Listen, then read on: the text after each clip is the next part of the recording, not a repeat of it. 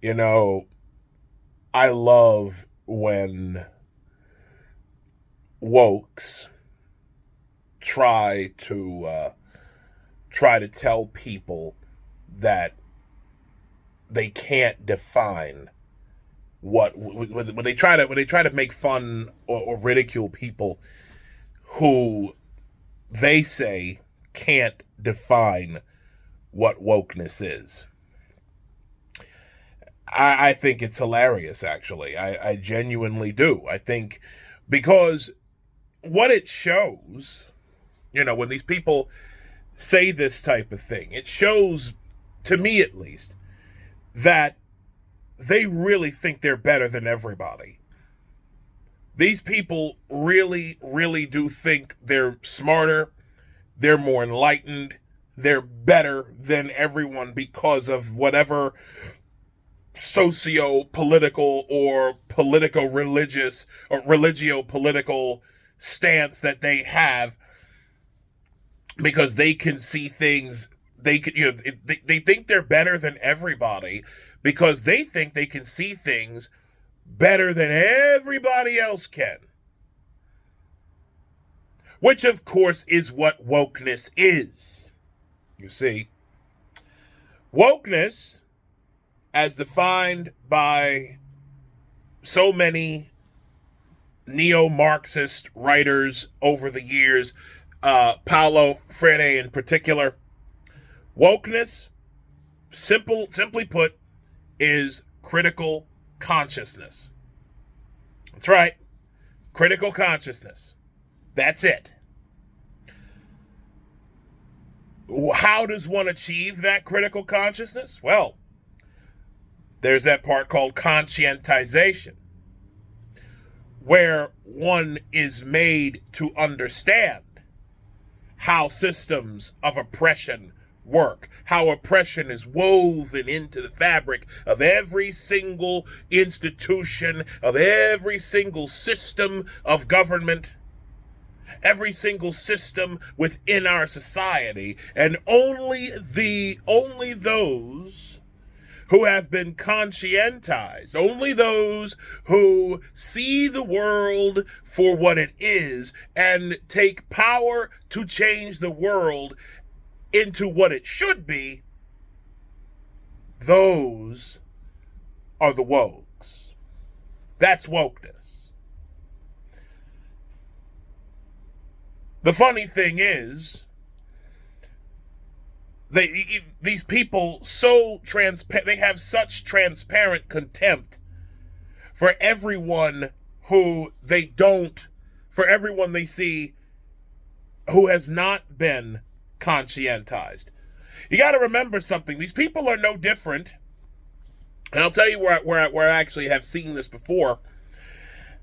I've seen this mentality amongst certain sects of Christianity, believe it or not. We'll say you're more fundamentalist, you're evangelical types. There is a certain subsection of people, of evangelicals, who believe in something called the elect, right? That only those who have been specifically called by God according to his purpose, only those who are called of God will hear God's call, will hear the Holy Spirit call to one's heart and bring him to a saving knowledge of Jesus Christ. Wokeness is the same, but in reverse. Wokeness is a negative ideology. Wokeness is a negative theology. To be critical, to get this critical consciousness. Once you have this critical consciousness, you have to critique the world. You must relentlessly criticize all that exists in order to announce the possibility of something different, something new, something exciting, without ever having to say what it is. You fucking snakes. Brood of vipers, these people.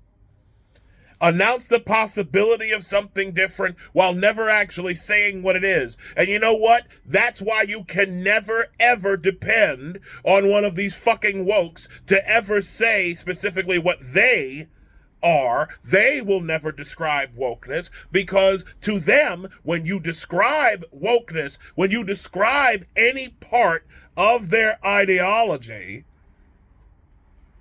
that, when you describe any part of their ideology that they don't want defined in clear and objective terms,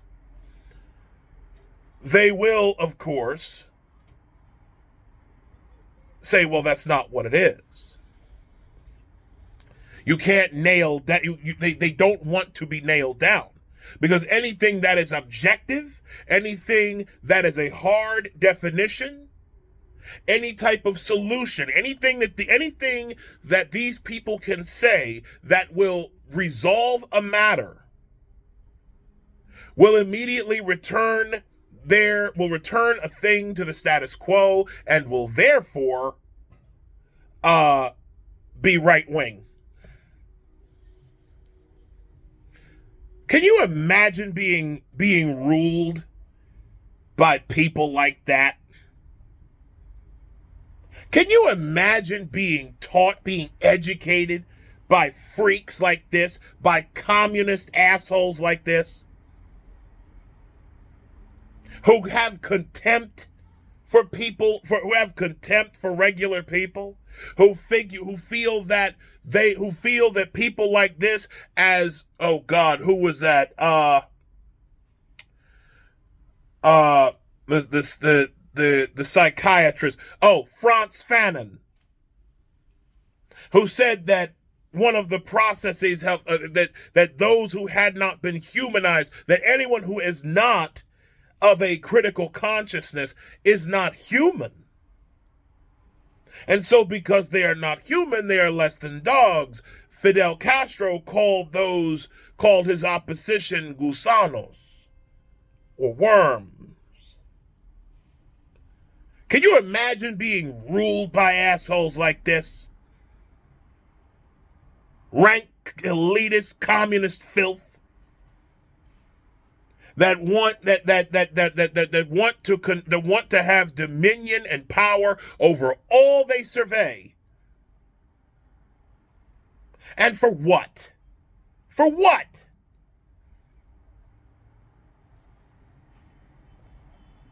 It's disturbing to me, and it always has been. These people are evil.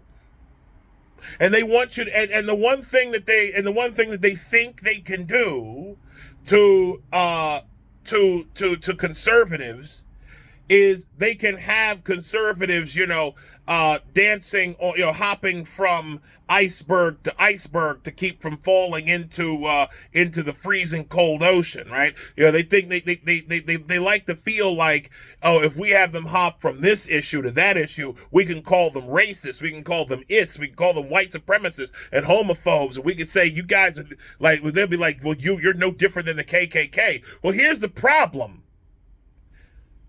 They have your language now. That is conservatives, actual right-wingers, not people like me, not registered Democrats like me that you decided to fucking throw overboard once Trump came to power, once Trump was elected, and it scared the shit out of you, and now you've become just flat-out communists. They're understanding your language. They're understanding who you are. They're understanding how you operate. They're moving better on